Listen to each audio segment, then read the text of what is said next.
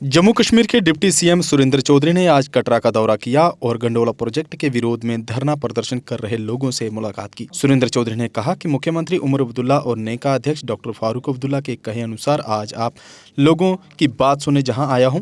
आपकी चुनी हुई सरकार आज आपकी बात सुनने आपके पास आई है। हम विकास के नाम पर लोगों का रोजगार छीनने नहीं देंगे और इसके लिए उपराज्यपाल को लोगों की बात सुननी होगी। उन्होंने कहा कि हम विकास चाहते हैं, लेकिन जिससे लोगों की रोजी रोटी जाए, लोगों को पीड़ा हो, ऐसा विकास हमें कतई नहीं चाहिए।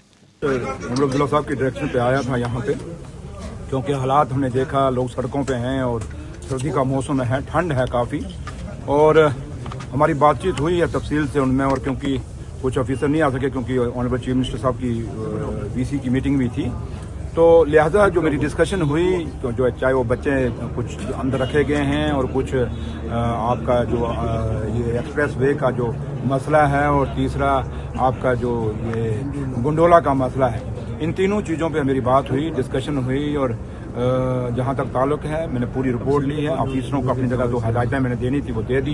कुछ बातें आपके सामने शेयर नहीं कर सकते, क्योंकि मैंने पहले ऑनरेबल चीफ मिनिस्टर साहब को ये पूरा रिपोर्ट देंगे और उनको बताएंगे कि क्या क्या हुआ है और क्या है। और ताराकोट भी मैं गया हूँ, तो लिहाजा यही मैं कहूँगा कि श्राइन बोर्ड को बड़ी हमदर्दी से और श्राइन बोर्ड को यहाँ पहल करनी होगी। और सबसे बड़ी जिम्मेवारी श्राइन बोर्ड की है, और श्राइन बोर्ड भी तभी श्राइन बोर्ड है जब माता का दरबार यहाँ पे है। और अगर माँ यहाँ ना होता तो श्राइन बोर्ड को किसने पूछना था। तो इसलिए श्राइन बोर्ड की बहुत जिम्मेवारी है। और ऑनरेबल एलजी साहब जो कि चेयरमैन हैं श्राइन बोर्ड के, उम्मीद करें मैं उनसे भी मिलूंगा, और उम्मीद करेंगे कि वो एलजी साहब भी इसमें इंटरवीन करेंगे और जल्दी इस मसले को सॉर्ट आउट करेंगे, कोशिश करेंगे।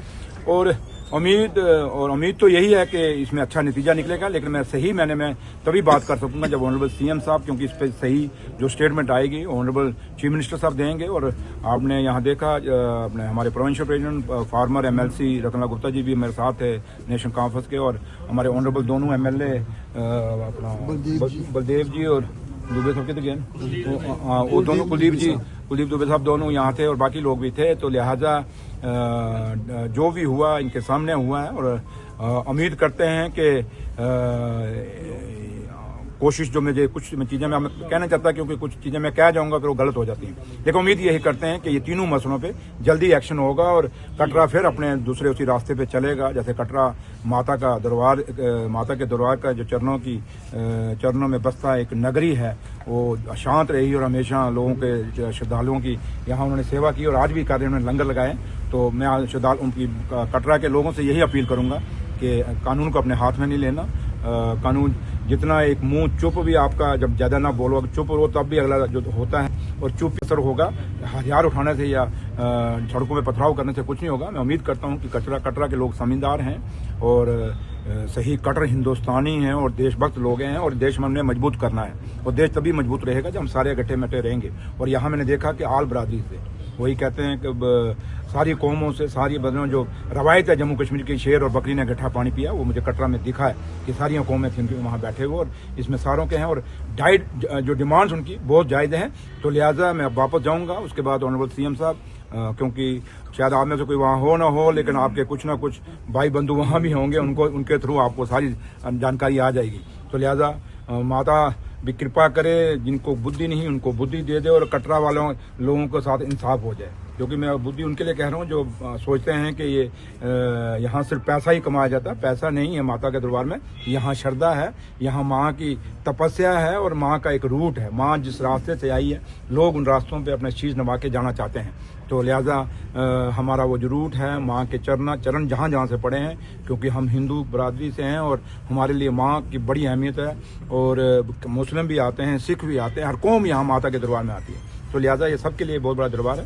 तो लिहाजा उम्मीद करते हैं कि जल्दी ही इसमें श्राइन बोर्ड ये ना सोचे कि जो वो चाहेगी वही होगा जो लोग यहाँ के चाहेंगे, और ये लोगों की आवाज़ है और लोगों की आवाज़ सुननी होगी। Thank you. हर बार की तरह इस बार फिर एरोकॉट कंस्ट्रक्शंस अपने वैल्यूएबल कस्टमर्स के लिए लेकर आया है एनिवर्सरी ऑफर, जिसमें आपको मिलेगा बहुत सारे इनाम जीतने का मौका। जी हां, एरोकॉट कंस्ट्रक्शंस अपनी एनिवर्सरी ऑफर के तहत दे रहा है 1 नहीं, 2 नहीं, बल्कि 3 स्कूटी, चिमनी, वो भी 2। इसके अलावा geyser, Samsung Galaxy phone, TV, gold coin, microwave oven, fridge, washing machine आदि ढेरों बड़े इनाम। जो ग्राहक एराकॉट कंस्ट्रक्शन से 30,000 और उससे अधिक की खरीदारी करते हैं वे इस लकी ड्रॉ में भाग ले सकते हैं। इस ऑफर की लास्ट डेट है 30 जनवरी 2025 और लकी ड्रॉ की घोषणा 31 जनवरी 2025 को की जाएगी। तो जल्दी कीजिए एराकॉट कंस्ट्रक्शन से शॉपिंग और पाइए ढेरों बड़े इनाम। एराकॉट कंस्ट्रक्शंस लेकर आया है जम्मू कश्मीर के लोगों के लिए बेहतरीन ऑफर्स। यहाँ आपको मिलेंगे एक ही छत के नीचे आपके सपनों के घर को साकार करने वाले सभी प्रोडक्ट्स, वो भी बिल्कुल नए डिजाइन में। अगर आप बना रहे हैं अपना नया घर या फेस्टिव सीजन के दौरान कर रहे हैं अपने घर को रेनोवेट, तो एराकॉट कंस्ट्रक्शंस के अलावा आपको कहीं जाने की जरूरत नहीं है, क्योंकि यहाँ मिलेगी टाइल्स, सैनिटरी, हार्डवेयर आइटम्स की विशाल रेंज। क्योंकि एराकॉट कंस्ट्रक्शंस जम्मू कश्मीर का है सबसे बड़ा टाइल्स एंड सैनिटरी स्टोर। जो यहाँ है वो आपको कहीं नहीं मिलेगा। आपके घर को सजाने के लिए हमारे प्रोफेशनल्स देंगे फ्री साइट विजिट। इसके अलावा एराकॉट कंस्ट्रक्शंस अपने कस्टमर्स का रखता है पूरा ख्याल और देता है हर खरीद पर फ्री गिफ्ट्स। हमारा पता है एराकॉट कंस्ट्रक्शन, सरोर अड्डा, बड़ी ब्राह्मणा। Mobile number 9070584444, 9070314444।